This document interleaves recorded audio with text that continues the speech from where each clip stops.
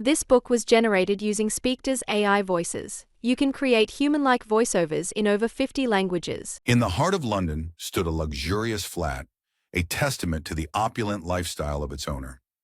This was the residence of Algernon Moncrief, a young aristocrat known for his quick wit and undeniable charm. The afternoon sun streamed through tall windows, casting long shadows across the plush carpet. The room was a symphony of rich fabrics and polished wood, the air heavy with the scent of expensive cigars and a hint of cologne. It was as if the very atmosphere mirrored Algernon's refined tastes and mischievous nature. Algernon lounged in a high-backed chair, his fingers drumming an idle rhythm on the armrest. His eyes, sharp and observant, darted around the room, seeking entertainment in the mundane. The tick of the ornate clock on the mantelpiece seemed to echo his growing restlessness. A soft knock broke the silence. Lane, Algernon's ever-reliable manservant, entered with the practiced grace of years in service. "Mr. Ernest Worthing to see you, sir," he announced, his voice as crisp as his perfectly pressed uniform. Algernon's eyebrows lifted in mild surprise. "Ah, Ernest, do show him in, Lane." As Lane retreated, Algernon's gaze fell upon a silver cigarette case resting on the nearby table. It gleamed in the afternoon light, an object out of place in the meticulously arranged room. Curiosity piqued, he reached for it, the cool metal a stark contrast to his warm fingers. He turned it over, tracing an inscription with his thumb. "To Uncle Jack, with love from little Cecily," he read aloud, his voice barely above a whisper. A smile played at the corners of his mouth, like a cat that had just spotted an unsuspecting mouse. The door opened once more, and in strode Ernest Worthing, the very picture of a respectable gentleman. His suit was impeccable, his posture straight as an arrow. Yet as Algernon's eyes met his, there was a flicker of something. Nervousness, perhaps? "Ernest, my dear fellow," Algernon exclaimed, rising to greet his friend.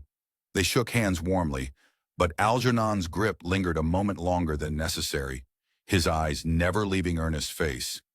"Algy, how good to see you," Ernest replied, his smile not quite reaching his eyes. He glanced around the room as if searching for a safe topic of conversation. Algernon, however, had other plans. With the grace of a seasoned performer, he held up the cigarette case. "I say, Ernest, I believe you've left something behind on your last visit." The color drained from Ernest's face, his composure cracking like thin ice. "Oh yes, my cigarette case, thank you. I've been looking everywhere for it." "Have you now?" Algernon's voice was light, but his eyes sparkled with mischief. "It's a curious thing, this case. The inscription is particularly intriguing." Ernest's hand, reaching for the case, froze midair. "Inscription?" he echoed, his voice an octave higher than usual. "Indeed," Algernon continued, relishing the moment. "To Uncle Jack, it says, from little Cecily. Now, correct me if I'm wrong, but I was under the impression your name was Ernest." The room seemed to shrink around Ernest as he fumbled for words. "Well, you see, it's my uncle's case. I must have picked it up by mistake." Algernon's laugh was sharp and sudden, cutting through the tension like a knife. "Oh, come now, Ernest. Or should I say Jack? I think it's time we had a little chat about the art of deception. Don't you?" As Ernest sank into a nearby chair, his face a mask of discomfort, Algernon circled him like a predator toying with its prey. The afternoon stretched before them, promising revelations and perhaps a reshaping of their friendship. Algernon leaned in, his voice dropping to a conspiratorial whisper. "So, my dear friend, shall we discuss the mysterious Uncle Jack and the equally enigmatic little Cecily? Or perhaps you'd prefer to explain why a man named Ernest carries a case belonging to someone else entirely?" Ernest's eyes darted around the room, seeking an escape that didn't exist.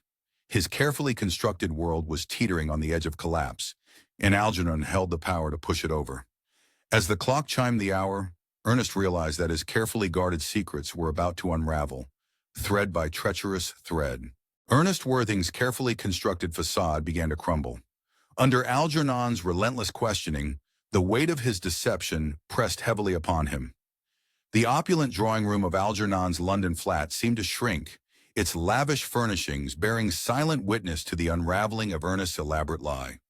The ticking of an ornate clock on the mantelpiece punctuated the tense silence, each second bringing him closer to the moment of truth. Ernest, or rather Jack, as he was about to reveal, ran his fingers through his hair, his eyes darting nervously around the room. The plush carpet beneath his feet felt like quicksand, threatening to swallow him whole. He loosened his collar, suddenly finding it difficult to breathe in the stuffy air of Victorian propriety. "Very well, Algy," he said, his voice barely above a whisper. The words hung in the air like smoke, acrid and suffocating. "I suppose it's time for the truth to come out." Algernon leaned forward, his eyes gleaming with the hunger of a predator about to pounce on its prey. "Do go on, old chap. I'm all ear," he said, his voice dripping with anticipation. Jack took a deep breath, the scent of Earl Grey tea and tobacco lingering in the air. He steeled himself for the confession, feeling as if he were about to step off a cliff into the unknown. "My name isn't Ernest at all. It's Jack. Jack Worthing." Algernon's eyebrows shot up, but he remained silent, allowing Jack to continue. The room seemed to hold its breath, waiting for the rest of the story to unfold. "You see, I've been living a double life," Jack explained, his words tumbling out like water from a broken dam. As he spoke, the room around them seemed to transform.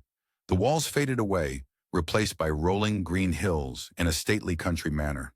Then, in the blink of an eye, they were back in London, surrounded by the bustling energy of the city. In the countryside, I'm Jack Worthing, a responsible guardian to my young ward, Cecily Cardew. But here in London, I become Ernest, my fictional brother, free from all responsibilities and expectations. Jack's voice took on a wistful tone as he continued, lost in his memories. "It all started years ago. I invented Ernest as an excuse for my frequent trips to London. I'd spin tales of his reckless behavior, always needing to rush off to rescue him from some scrape or another." As Jack spoke, Algernon's initial suspicion melted into a mixture of amusement and admiration. The tension in the room eased slightly, like a taut string being slowly relaxed. "My dear fellow, that's positively brilliant," Algernon exclaimed, unable to contain his delight. His laughter echoed off the walls, a stark contrast to the somber mood that had pervaded the room moments before. Jack's shoulders relaxed slightly, encouraged by his friend's reaction. A small smile tugged at the corners of his mouth, like a ray of sunshine breaking through the storm clouds. "It's not been easy, Algy. Balancing these two lives is like walking a tightrope over a pit of crocodiles. One misstep, and it all comes crashing down." The air in the room grew thick with tension once more as Jack continued his tale. He described how he'd found and adopted Cecily, the granddaughter of his late guardian, Thomas Cardew. His voice softened as he spoke of the young girl, a hint of genuine affection creeping into his tone. "I moved to the countryside to care for her," Jack explained, his eyes taking on a faraway look. "But I couldn't bear the thought of giving up my freedom entirely. So Ernest was born, my ticket to escape whenever the weight of responsibility became too much to bear." As Jack's story unfolded, Algernon's fascination grew. He leaned back in his chair, a mischievous glint in his eye, like a cat that had just spotted a particularly juicy mouse. "I must say, Jack, you've outdone yourself. It's like something out of a novel." Jack's expression darkened, his brow furrowing like storm clouds gathering on the horizon. "It's not a game, Algy. The strict moral code of our society. It's suffocating. Sometimes deception is the only way to breathe." The room fell silent for a moment, the weight of Jack's words hanging in the air like a heavy fog. Algernon studied his friend, seeing him in a new light. The carefree Ernest was gone, replaced by a man burdened by the complexities of his own making. "I understand, old chap," Algernon said softly, his usual flippancy giving way to genuine empathy. "We all have our masks, don't we? Some are just more elaborate than others." Jack nodded, a small smile tugging at the corners of his mouth. "Indeed, Algy. Indeed." As Jack's story drew to a close, the room seemed to buzz with the energy of shared secrets and newfound understanding.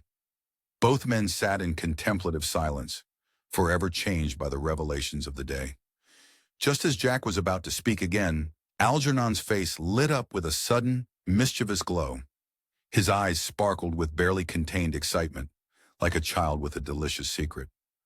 Well, my dear Jack, he said, leaning forward with a conspiratorial air, since we're in the mood for confessions, I believe it's only fair that I share a little secret of my own. Jack's confession had left Algernon thoroughly amused. His eyes sparkled with mischief, a telltale sign that he was about to unveil his own clever deception. The afternoon sun streamed through the tall windows of Algernon's lavish sitting room, casting a golden glow on the polished mahogany furniture. The air was thick with the scent of Earl Grey tea and freshly baked scones, a perfect backdrop for the revelation of secrets. Algernon leaned forward in his plush armchair, his fingers drumming an excited rhythm on the armrest.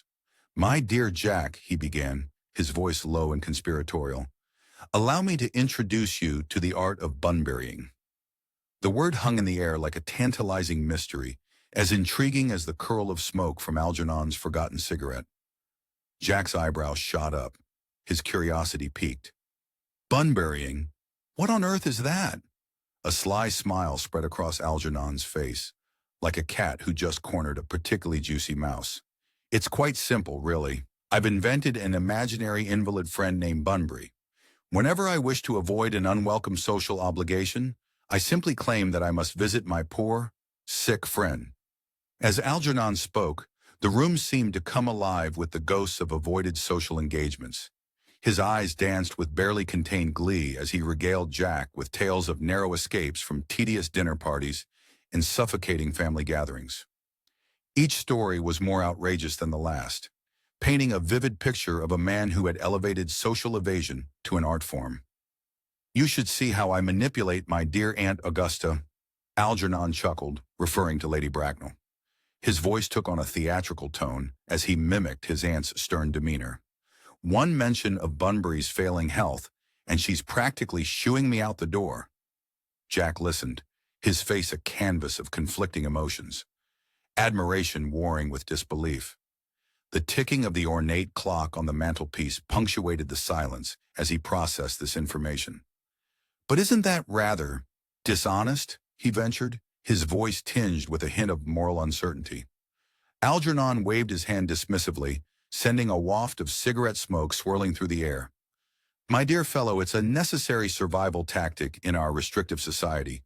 Why, your invention of Ernest is a form of bun-burying itself." The two friends locked eyes, a moment of understanding passing between them like an electric current.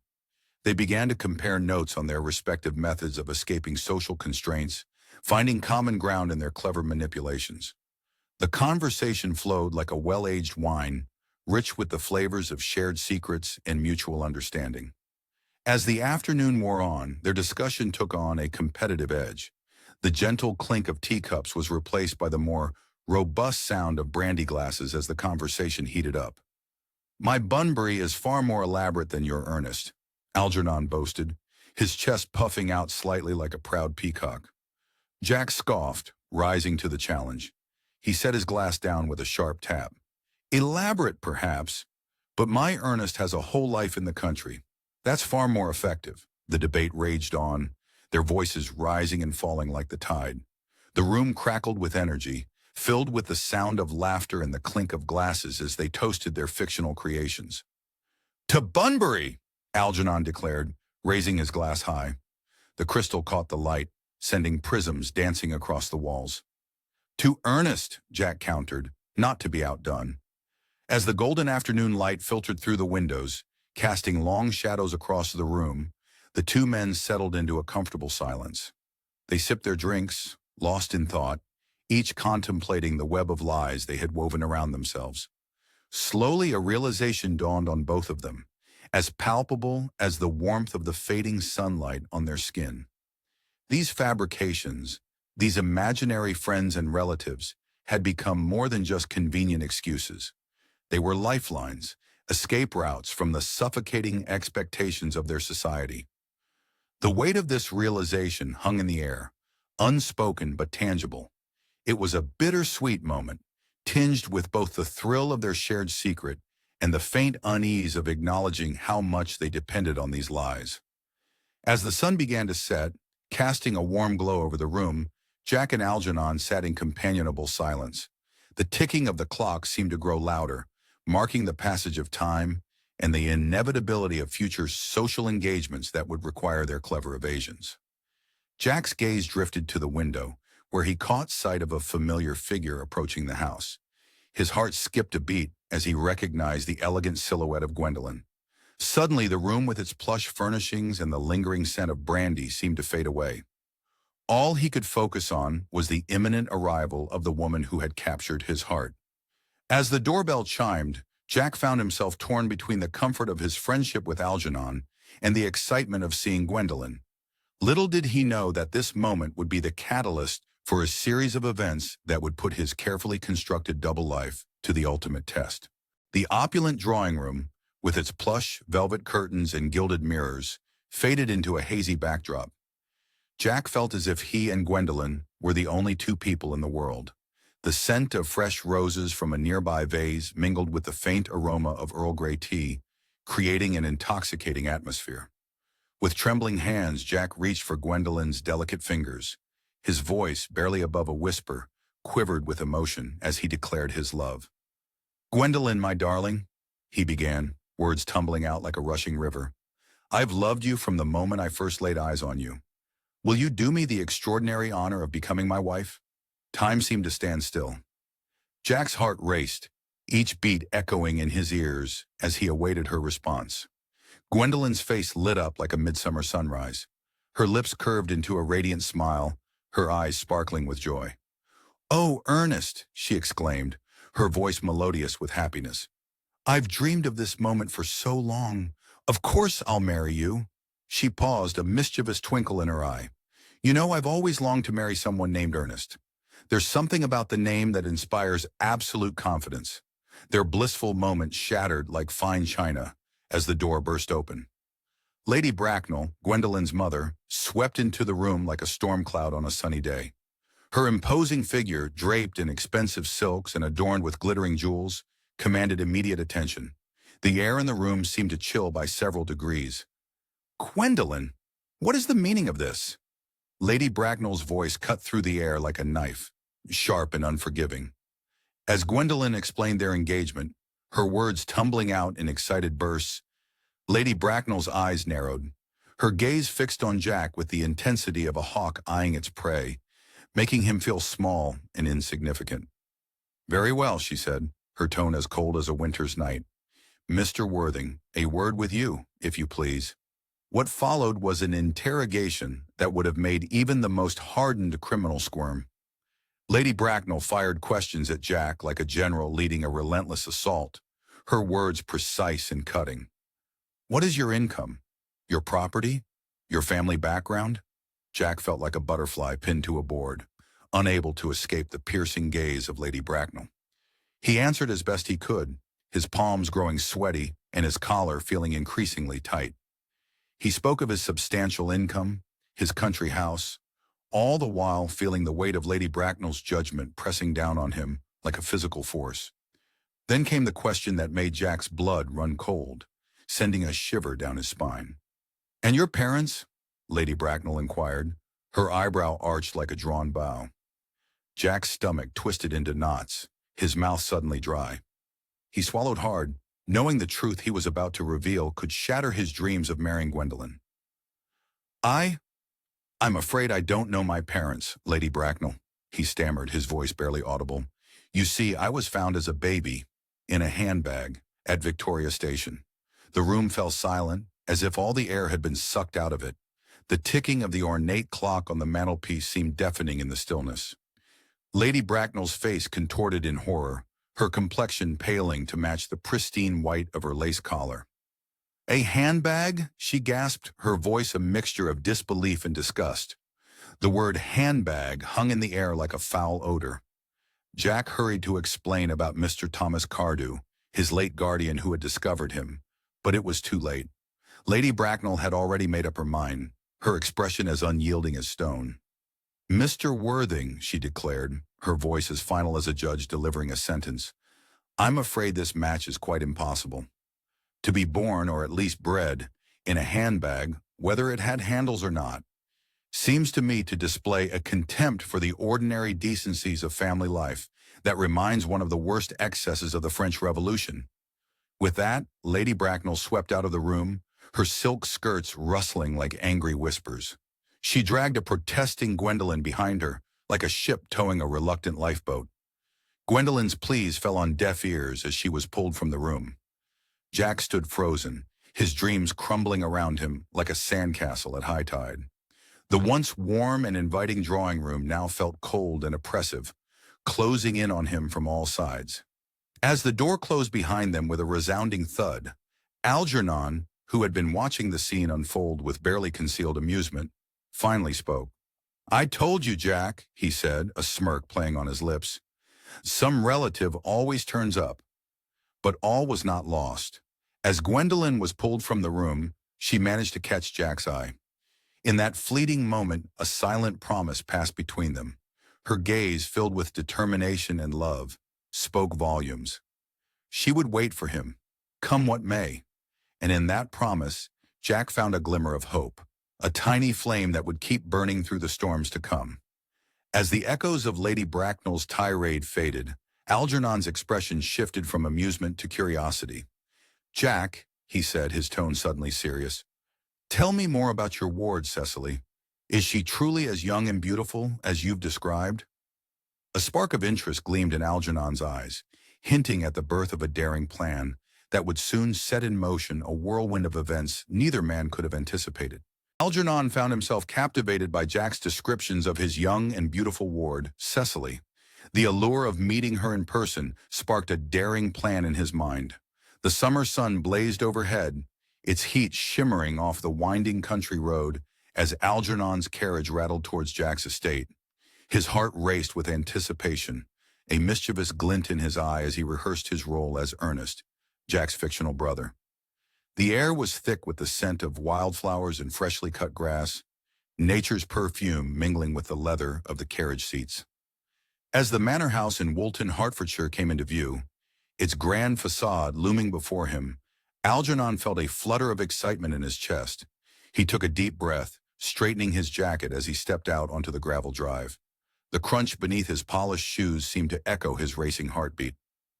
The butler, Merriman, opened the door, his eyebrows shooting up in surprise.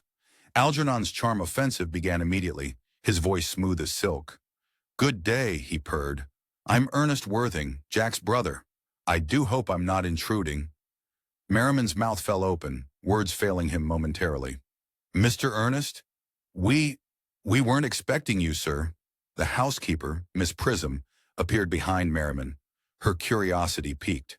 "Mr. Ernest," she echoed, eyes wide as saucers. "The Mr. Ernest we've heard so much about?" Algernon's smile widened, relishing the stir he was causing. "The very same," he replied with a wink that could melt ice. "I thought I'd surprise dear Jack with a visit." As Algernon stepped into the grand foyer, the cool air a welcome respite from the summer heat, his wit and charm worked their magic on the staff. He regaled them with tales of London society, his words painting vivid pictures of glamorous parties and scandalous affairs. The servants hung on his every word, their initial shock melting into fascination like butter on a hot scone. "And where might I find the lovely Cecily?" Algernon inquired casually, his heart skipping a beat at the mention of her name. Miss Prism's lips pursed slightly, a hint of disapproval in her tone. "Miss Cecily is in the garden with Dr. Chasuble, the local rector. They're having their daily lesson." Algernon's eyes lit up like fireworks on Guy Fawkes night. "Ah, splendid! I'll just pop out and introduce myself, shall I?" Before anyone could protest, Algernon strode toward the French doors leading to the garden. The sweet scent of roses wafted through the air as he stepped onto the manicured lawn, the grass tickling his ankles through his socks. In the distance, he spotted two figures engaged in animated conversation near a blooming rose bush, their voices carried on the gentle summer breeze. As he approached, the man in clerical garb, undoubtedly Dr. Chasuble, turned to face him. The rector's eyes widened in recognition, a mix of curiosity and apprehension crossing his features like clouds across a sunny sky. "Good day," Algernon called out cheerfully, his voice carrying across the garden. "I'm Ernest Worthing, Jack's brother. I hope I'm not interrupting anything important?" Dr. Chasuble's jaw dropped.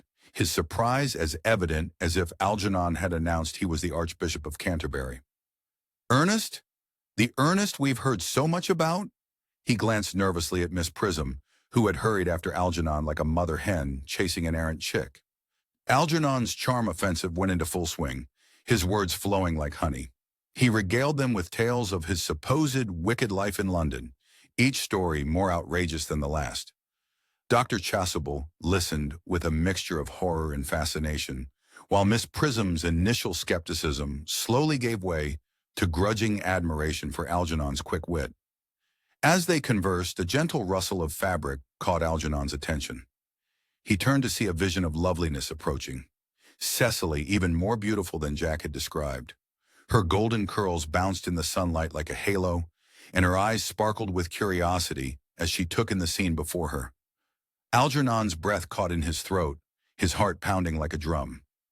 "You must be Cecily," he said, his voice softer than before, as if speaking to a rare and delicate flower. "I'm Ernest, your guardian's brother." Cecily's eyes widened with delight, her smile as bright as the summer sun. "Ernest! Oh, I've heard so much about you!" She clasped her hands together, her excitement palpable in the air between them. "Is it true that you lead such a wicked life in London?" Algernon's grin widened, his eyes twinkling with mischief like stars in a night sky. "My dear Cecily, you have no idea," he purred, launching into a series of increasingly outrageous tales that both shocked and fascinated the young woman. As Algernon spun his web of charming deceit, the household staff whispered among themselves, their eyes darting between the unexpected visitor and the captivated Cecily. The air hummed with excitement and the promise of impending chaos, setting the stage for a whirlwind of misunderstandings and complications that were sure to follow. Cecily hung on Algernon's every word, her cheeks flushed with excitement. As the sun began to set, casting a golden glow across the garden, she found herself drawn closer to this mysterious, charming man. Little did she know that her world was about to be turned upside down, her heart captured by a man living a lie. As night fell, Cecily retired to her room, her mind swirling with thoughts of Ernest and the adventures he promised. But what would happen when the truth came to light? The stage was set for a comedy of errors that would test the limits of love, loyalty, and the importance of being earnest. Cecily Cardew, Jack's young and imaginative ward, found herself instantly smitten with Algernon. She believed him to be the Ernest of her dreams, the wicked brother Jack had often mentioned in his stories.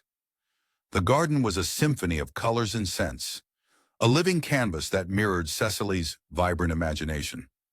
Roses in full bloom nodded their heavy heads in the gentle breeze, their perfume mingling with the earthy smell of sun-warmed grass. Butterflies danced from flower to flower, their delicate wings catching the light like stained glass. Cecily's golden curls bounced as she led Algernon through the winding paths, her blue eyes sparkling with an excitement that seemed to make the very air around her shimmer. Her heart raced with each step, every moment feeling like a scene from one of her beloved romance novels come to life. "Oh, Ernest," Cecily sighed, her voice as light and airy as dandelion fluff caught in a summer breeze. "I've dreamed of this moment for so long. You're exactly as I imagined you'd be." Algernon, caught off guard by her enthusiasm, felt a mix of amusement and genuine interest stirring within him. He played along, his curiosity piqued by this enchanting young woman. "Am I, my dear? And how long have you been imagining me, pray tell?" Cecily's cheeks flushed a delicate pink, like the inside of a seashell. She confessed, her words tumbling out in a rush of excitement. "For months and months, Ernest. I've been writing letters to myself from you, keeping a diary of our love story. It's all terribly romantic." With a flourish, she produced a small, leather-bound book from her pocket. Its pages were filled with flowing script and pressed flowers, each one a testament to Cecily's vivid imagination. Algernon's eyebrows rose as he leafed through the pages, each entry more fantastical than the last. "My word," he murmured, a mixture of amazement and amusement coloring his tone. "You've quite the imagination, Cecily." "Oh, but it's all true," she insisted, her eyes wide with a sincerity that was both touching and slightly alarming. Look here, this is where we had our first quarrel, and here, where we reconciled so passionately. As Algernon immersed himself in Cecily's world of make-believe, he felt his initial intentions of mere curiosity melting away like morning mist in the sun.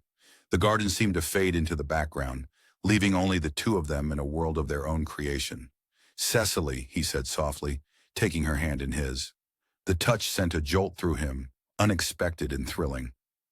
"I believe I'm falling in love with you." Her face lit up like a star bursting into life. "Oh, Ernest, we've been in love for ages. Look, I even bought myself an engagement ring in your name." She slipped a glittering diamond onto her finger, the stone catching the sunlight and throwing rainbows across her skin. Algernon, swept up in the moment, dropped to one knee. The grass was cool against his leg, grounding him in a reality that suddenly felt more magical than any fiction. "My dearest, sweetest Cecily," he declared, his voice ringing with newfound sincerity that surprised even him. "Will you marry me?" "But of course, darling Ernest," she replied as if it were the most natural thing in the world. "We've been engaged for months in my imagination." As they sealed their engagement with a kiss, the world seemed to shimmer around them, like a painting coming to life. The buzz of bees and the rustle of leaves faded away, replaced by the thundering of their hearts. From a discreet distance, Miss Prism and Dr. Chasuble observed the scene unfolding before them. Miss Prism's brow furrowed with concern, her lips pursed in a tight line that spoke volumes about her worry. "I fear this is all happening rather quickly," she murmured, her eyes never leaving the young couple. Dr. Chasuble, standing perhaps a touch closer to Miss Prism than strictly necessary, offered a reassuring smile. His proximity sent a flutter through Miss Prism's chest, though she'd never admit it. "Ah, but isn't that the nature of young love? Swift as an arrow and just as true." His words carried a hint of something more, a subtle undercurrent that spoke of his own romantic inclinations. Miss Prism's cheeks colored slightly, and she found herself smoothing her dress with nervous hands. "Perhaps you're right, Doctor," she conceded, her voice softening, "though I can't help but worry for dear Cecily." "Have faith, Miss Prism," Dr. Chasuble replied, his hand briefly touching her arm. The contact, though fleeting, left a warmth that lingered long after. Love has a way of working itself out in the end. As the sun began to dip toward the horizon, casting long shadows across the garden, the two pairs remained lost in their respective romantic reveries. The air hummed with the promise of love, both young and mature, blissfully unaware of the complications that awaited them all. Just as the golden light of evening began to paint the sky in shades of pink and orange, a distant sound broke through the romantic haze. The clatter of carriage wheels on the country road grew louder, an intrusion from the outside world. Cecily and Algernon, still wrapped up in each other, paid it no mind, but Miss Prism's head snapped up, her eyes widening with a mix of surprise and apprehension. Who could that be at this hour, she wondered aloud, her voice tinged with worry. Little did they know that their idyllic afternoon was about to be shattered. The tranquil countryside was on the brink of disruption as an unexpected arrival made its way towards them, bringing with it a whirlwind of complications that would test the foundations of their newfound love and long-held secrets. The tranquil countryside was suddenly disrupted by an unexpected arrival. Gwendolen Fairfax, a determined young woman from London, had journeyed in search of her fiancé, Ernest. The sun-drenched lanes and gentle rolling hills held their breath as Gwendolen's carriage clattered to a stop before the imposing manor house. Her heart raced, a tempest of excitement and defiance coursing through her veins. She had defied her mother's wishes, sneaking away like a thief in the night, all for the sake of love. As Gwendolen stepped out, her elegant city attire stood in stark contrast to the rustic surroundings. The crunch of gravel under her feet seemed to echo her determination. She approached the house with purpose, chin held high, ready to face whatever obstacles lay between her and her beloved Ernest. Merriman, the butler, greeted her at the door, his puzzled expression a harbinger of the confusion to come. "Good day, madam. How may I assist you?" "I'm here to see Mr. Ernest Worthing," Gwendolen announced, her voice tinged with urgency, barely concealing the tremor of anticipation. Merriman's brow furrowed, a flicker of bewilderment crossing his face. "Mr. Ernest Worthing, you say?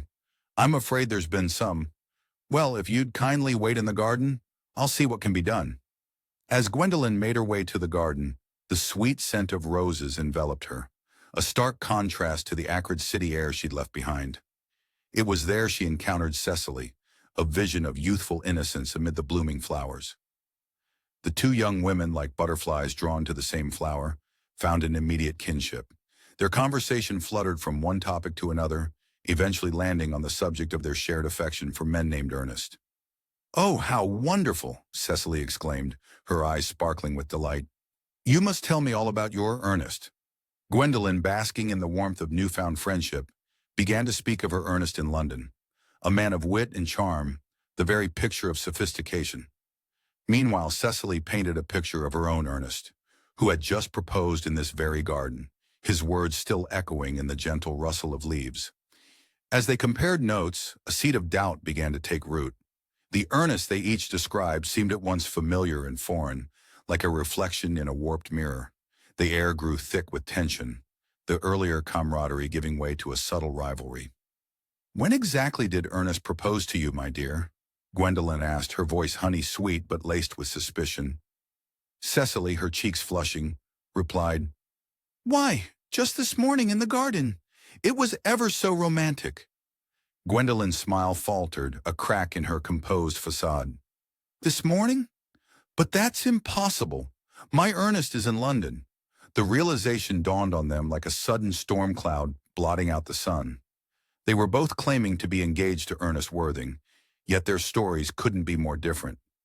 What followed was a dance of words, each young woman trying to outmaneuver the other while maintaining a veneer of politeness. They compared engagement announcements and rings, their voices growing increasingly strained, like violin strings wound too tight. "I'm afraid there's been some terrible mistake," Gwendolen said, her words clipped and precise. Cecily, her earlier warmth now cooled to ice, replied, "Indeed, it seems there has." The garden, once a haven of peace, now crackled with unspoken tension. The roses seemed to lean in, eager witnesses to the unfolding drama.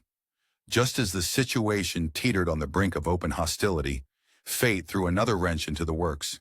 Jack appeared, clad in somber mourning clothes, his face a mask of feigned grief. Gwendolen's eyes widened in shock. "Jack? Why are you dressed like that? And where is Ernest?" Cecily, equally bewildered, chimed in. "But you said Ernest was dead." Jack stood frozen, caught between the two women like a deer in the headlights. The truth, so carefully hidden, now threatened to burst forth like a dam about to break. As the three stood in the garden, the air thick with confusion and unspoken questions, it was clear that the true identities of both Ernest were about to be dramatically revealed. The carefully constructed lies of both Jack and Algernon were beginning to unravel. Like loose threads on a fraying tapestry, their elaborate deceptions threatened to collapse entirely, leaving all involved to face the stark and potentially devastating truth. The carefully constructed lies of both Jack and Algernon were beginning to unravel. Like loose threads on a fraying tapestry, their elaborate deceptions threatened to collapse entirely. Jack returned home, his mind swirling with thoughts of Gwendolen. The warm summer air caressed his face, carrying the sweet scent of roses as he strode up the gravel path. His footsteps crunched rhythmically, a stark contrast to the chaos about to unfold. Blissfully unaware of the storm brewing on his peaceful country estate, Jack's heart nearly stopped when he spotted a familiar figure lounging in the garden. There, brazenly posing as Ernest, was Algernon. "Good God!" Jack exclaimed, his face draining of color. "What on earth are you doing here?" Algernon, looking as nonchalant as ever in his impeccably tailored suit, merely raised an eyebrow. "Why, I'm being Ernest, of course. Isn't that what you wanted?" The air grew thick with tension, like a rubber band stretched to its breaking point. Jack's carefully crafted world was crumbling around him, a sandcastle helpless against the rising tide. With Cecily approaching, her eyes sparkling with curiosity, Jack found himself backed into a corner. "Cecily, my dear," he began, his voice trembling slightly, "I'm afraid I haven't been entirely truthful with you. You see, I don't actually have a brother." Cecily's smile faltered, confusion clouding her features like storm clouds gathering on a sunny day. But Ernest is actually my friend Algernon, Jack finished, gesturing weakly toward the man in question. As if on cue, Gwendolen appeared, her elegant figure framed by the rose-covered archway. Her eyes widened as she took in the scene before her, the pieces of the puzzle slowly falling into place with an almost audible click. "Jack," she said, her voice barely above a whisper. "What's going on?" The once tranquil garden now felt like a stage for a tragic comedy, with the players caught in a web of their own making. Accusations flew back and forth like angry bees, stinging with each impact. Jack and Algernon, their friendship strained to the breaking point, began a heated exchange of blame.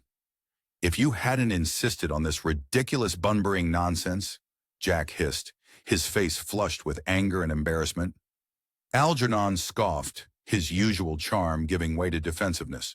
"Oh, please, you're the one who invented a whole brother just to escape to town." The women, caught in the crossfire of this verbal duel, reacted with a mixture of shock and indignation. Gwendolen, her dreams of marrying an Ernest shattered like fine china, turned to Jack with tears glistening in her eyes. "How could you?" she whispered, her voice trembling with hurt and betrayal. "Your name was everything to me." Cecily, though initially upset, found herself oddly touched by Algernon's efforts to meet her. Her romantic nature couldn't help but see the poetry in his deception, even as she struggled with the reality of it. As the revelations continued to pour forth like water from a broken dam, Miss Prism and Dr. Chasuble were drawn into the fray. They hovered at the edges of the group, their expressions a mix of concern and fascination, as if watching a particularly gripping stage play unfold before their eyes. The once idyllic country estate had transformed into a whirlwind of emotions. Confusion swirled like autumn leaves, anger crackled like lightning, and hurt feelings hung heavy in the air like storm clouds. The web of lies, so carefully woven over time, had finally come undone, leaving everyone exposed and vulnerable. As the dust began to settle, the gravity of the situation sank in. The revelation of the men's true identities forced all parties to confront the reality of their relationships and the shaky foundations upon which they were built. The peaceful garden now stood witness to a pivotal moment in their lives where truth and deception collided, leaving them all to grapple with the consequences of their actions and the uncertain future that lay ahead. The air grew still, heavy with unspoken words and shattered illusions. Just as it seemed the storm had passed, Gwendolen's eyes narrowed, a dangerous glint appearing in their depths. She turned to Cecily, her voice low and controlled. "I believe we have much to discuss, you and I." The tranquil garden, once a sanctuary of peace, was about to become a battleground of emotions once more. The tranquil garden transformed into a battleground of emotions. In the wake of startling revelations, Gwendolen and Cecily confronted Jack and Algernon about their web of lies. The air hung heavy with the scent of roses and betrayal. Gwendolen's face flushed crimson, her eyes flashing with hurt and anger. She stood tall, her posture rigid as a statue, as she fixed her gaze on Jack. Her voice quivered, barely containing her disappointment. "How could you, Jack?" The words cut through the air like a whip. "I place such importance on your name being Ernest. It was the very foundation of our love." Her eyes, once filled with adoration, now brimmed with unshed tears. Beside her, Cecily shifted uneasily, her delicate features a canvas of conflicting emotions. Her soft voice carried a hint of curiosity as she glanced at Algernon. "Algernon, it's quite an attractive name, actually."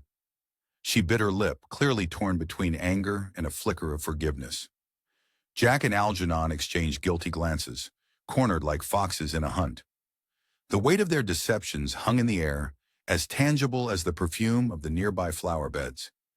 Jack's usual confidence crumbled, leaving him looking small and vulnerable.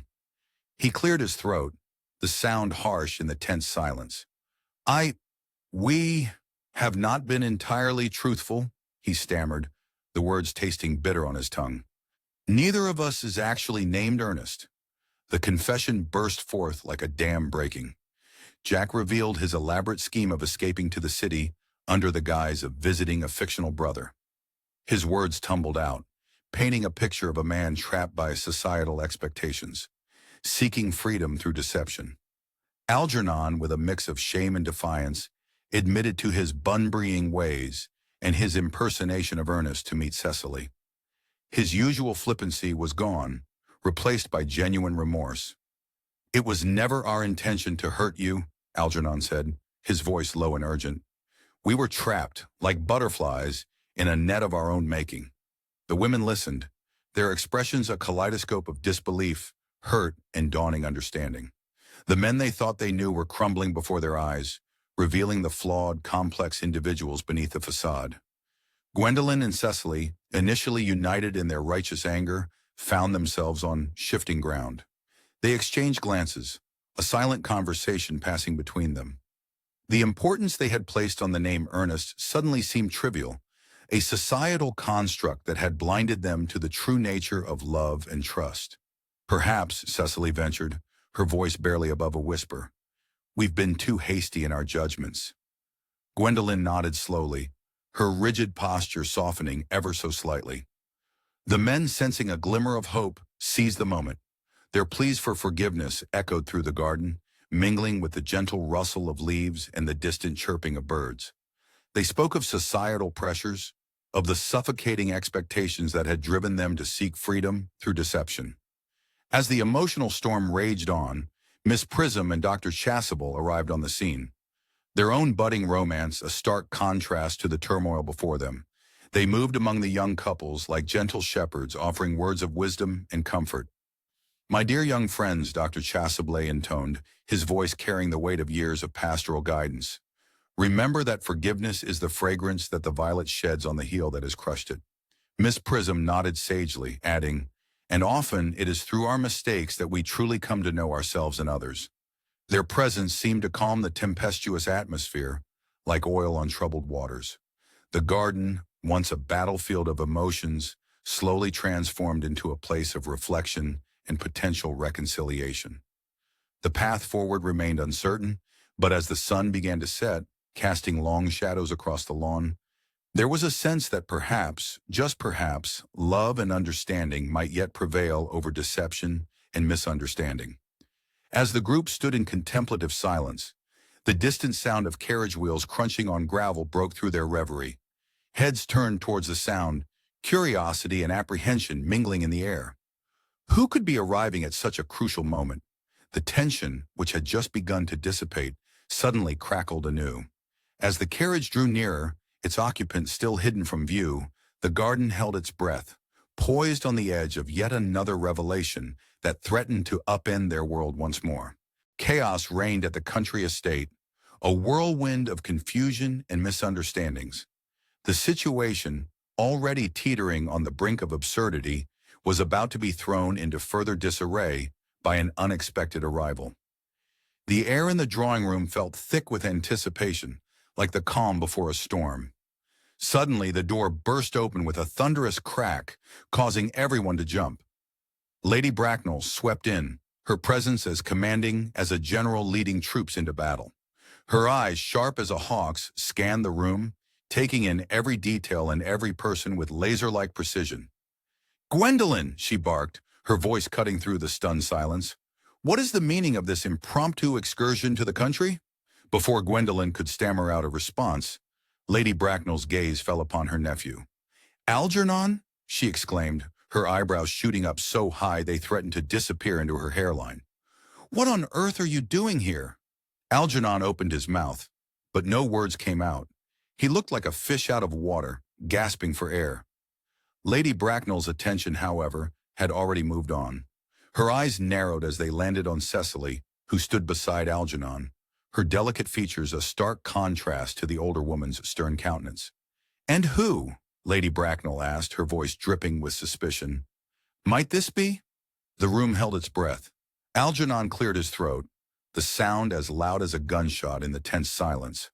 "Aunt Augusta," he began, his voice quavering slightly, "allow me to introduce Miss Cecily Cardew. We are engaged." The collective gasp that followed was like a gust of wind, rustling through the room. Lady Bracknell's eyes widened, her mouth opening and closing wordlessly, a sight so rare it was almost comical. Recovering quickly, she turned her full attention to Cecily.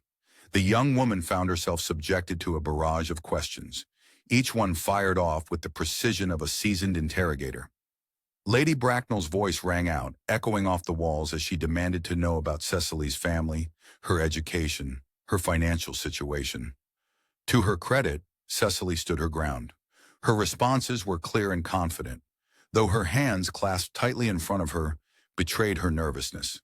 When she revealed the extent of her inheritance from her grandfather Thomas Cardew, a noticeable shift occurred in Lady Bracknell's demeanor. The older woman's stern expression softened ever so slightly, like ice beginning to thaw under the warmth of the sun. Her eyes took on a calculating gleam as she reassessed Cecily. "Well, well," she murmured, more to herself than anyone else. "Perhaps this match isn't as unsuitable as I first thought." The room seemed to collectively exhale, the tension easing a fraction. However, the respite was short-lived. Lady Bracknell's gaze swiveled to Jack, and the atmosphere immediately crackled with renewed tension. "As for you, Mr. Worthing," she began, her voice dripping with disdain, "my objections to your engagement to Gwendolen remain unchanged. Your lack of proper parentage is simply unacceptable." Jack's shoulders slumped, the weight of his mysterious origins once again threatening to crush his hopes. He looked around the room, taking in the concerned faces of his friends and loved ones.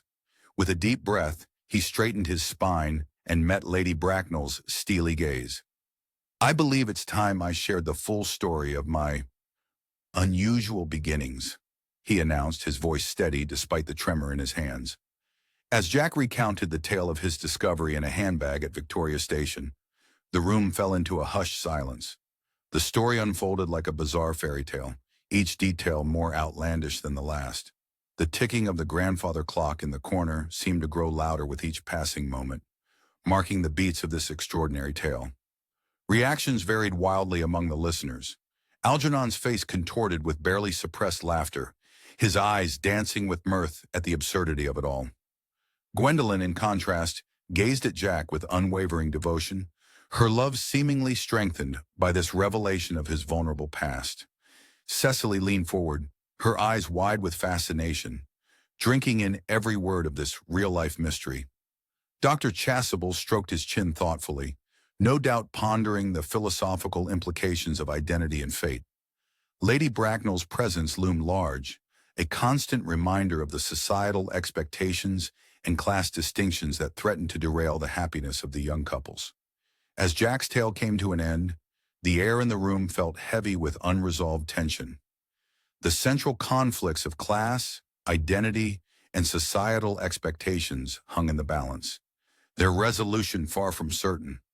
Lady Bracknell's arrival had forced all the characters to confront the realities of their situations, bringing these issues into sharp focus. As they stood there, caught between hope and uncertainty, the future of their relationships and their place in society remained precariously poised. The sun began to set, casting long shadows across the room, mirroring the dark clouds of doubt that hung over their heads. Suddenly, a sharp knock at the door made everyone jump. The butler entered, his face pale and his voice trembling, as he announced, "My lady, there's someone here to see you. They claim to have information about Mr. Worthing's true parentage." The room froze, all eyes turning to Jack, whose face had drained of all color. Lady Bracknell's eyebrows shot up once more, her curiosity piqued. As the door began to open, revealing the mysterious visitor, the air in the room seemed to crackle with anticipation. Who could this person be, and what secrets were about to be unveiled? The drawing room, once a bastion of propriety and decorum, now crackled with an electric tension. Sunlight streamed through the tall windows, casting long shadows across the plush carpet and illuminating the dust motes that danced in the air, mirroring the swirling emotions of those present.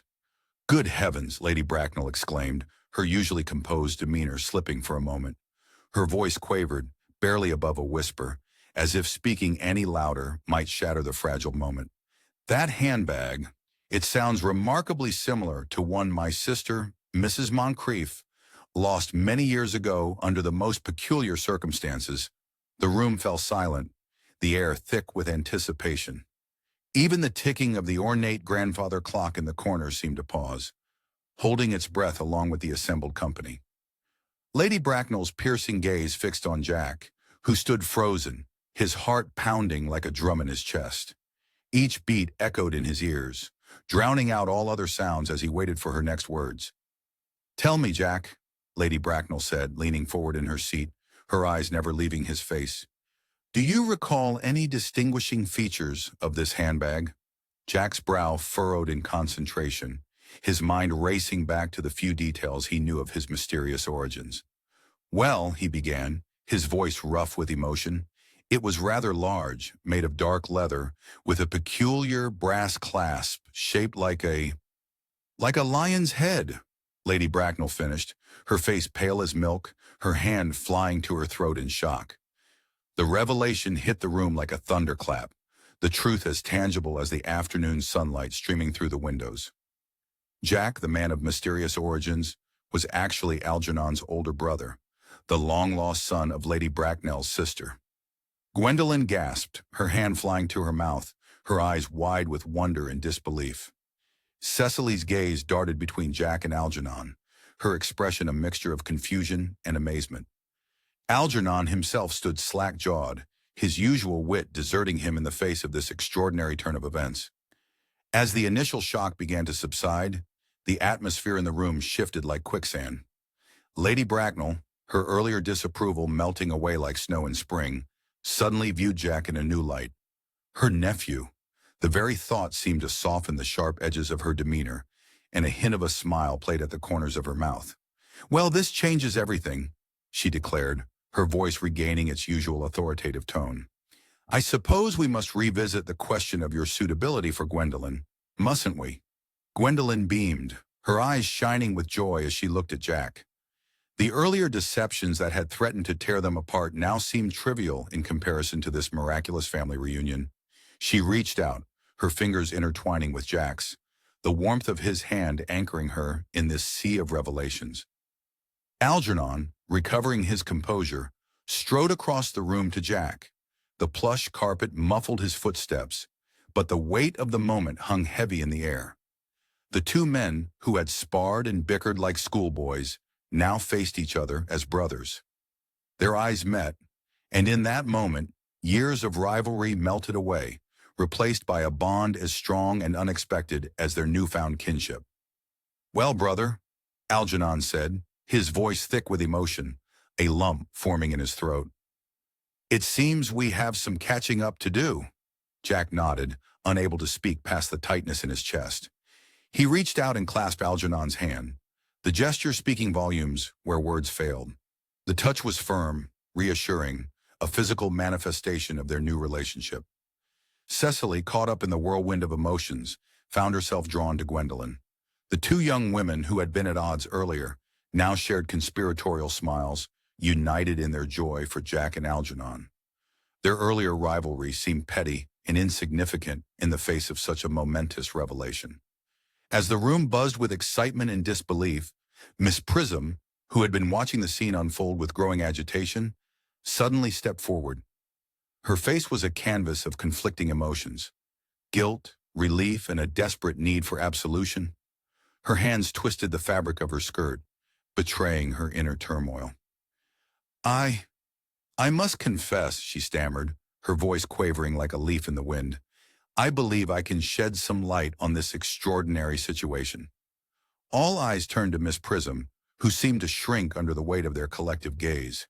She took a deep breath, steeling herself for the revelation to come, her chest rising and falling rapidly with each nervous inhalation.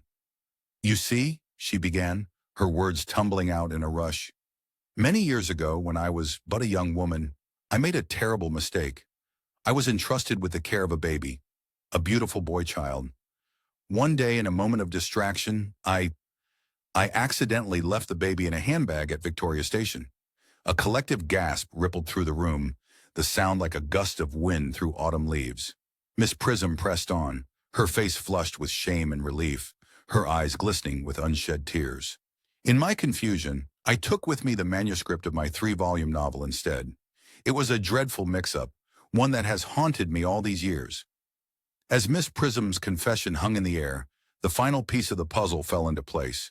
The tension that had gripped the room throughout the afternoon dissolved, replaced by a sense of wonder and joy. The central mystery that had driven so much of their lives was finally resolved, like a knot untangled after years of struggle. Lady Bracknell, her composure fully restored, took charge of the situation with her usual efficiency.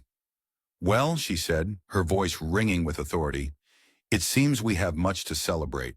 A family reunited, love triumphant, and the truth, at last, revealed." As the group began to chatter excitedly, making plans for the future, and marveling at the day's events, the room seemed to glow with a warm, golden light.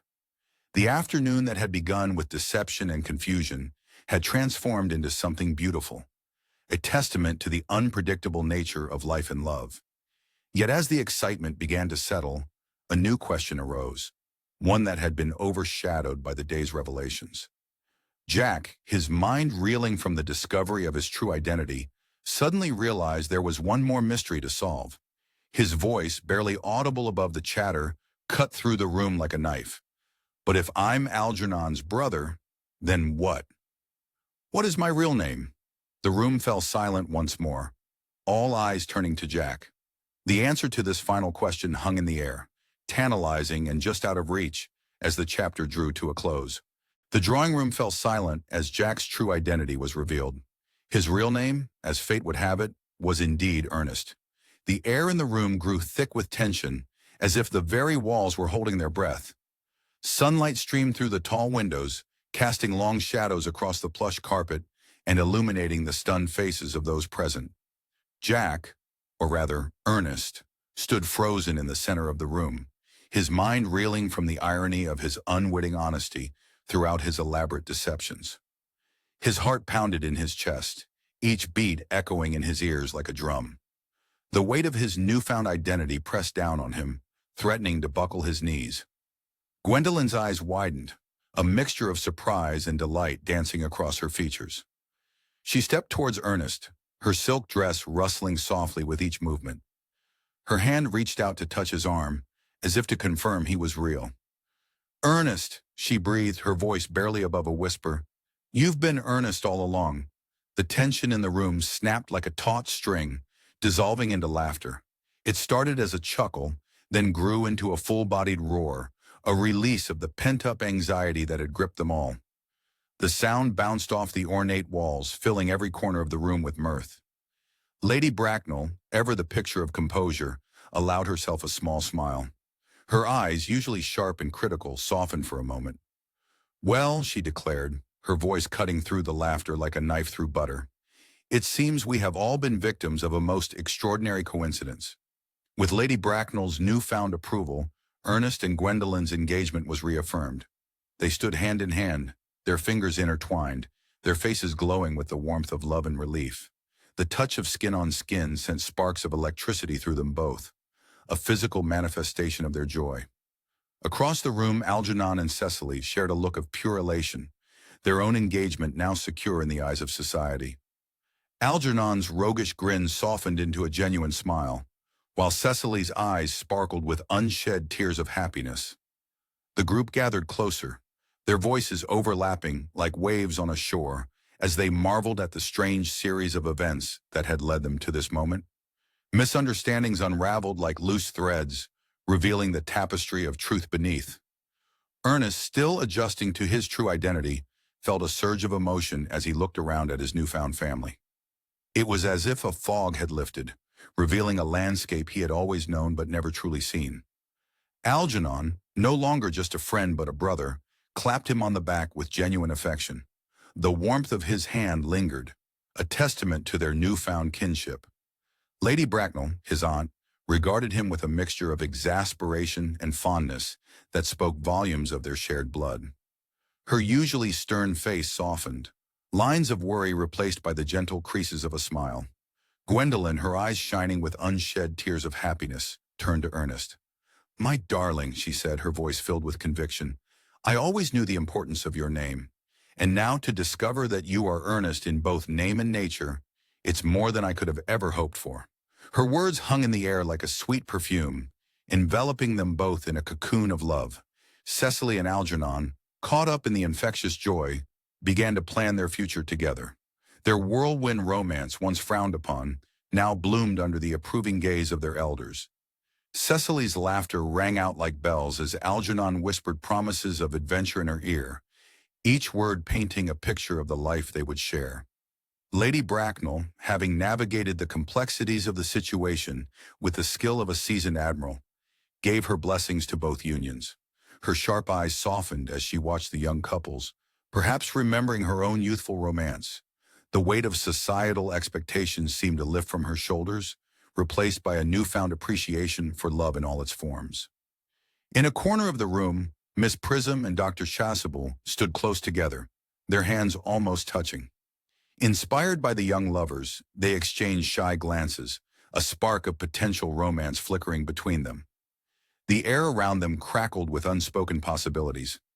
As the excitement began to settle, the couples turned their thoughts to the future. The air buzzed with talk of a double wedding, a celebration to mark the end of deceptions and the beginning of a new, honest chapter in their lives. Plans were made, dreams were shared, and promises were whispered in the golden light of the fading day. Lady Bracknell, Miss Prism, and Dr. Chasuble huddled together, coming to terms with the radical changes in their social circle.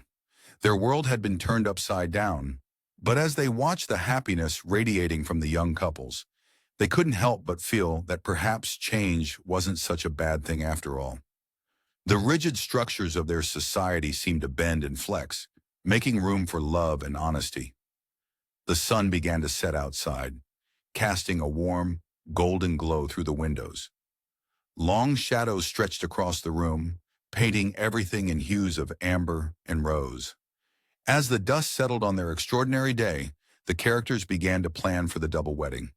The room filled with excited chatter, laughter, and the promise of a joyous future, marking a triumphant end to the series of deceptions and misunderstandings that had driven them to this point.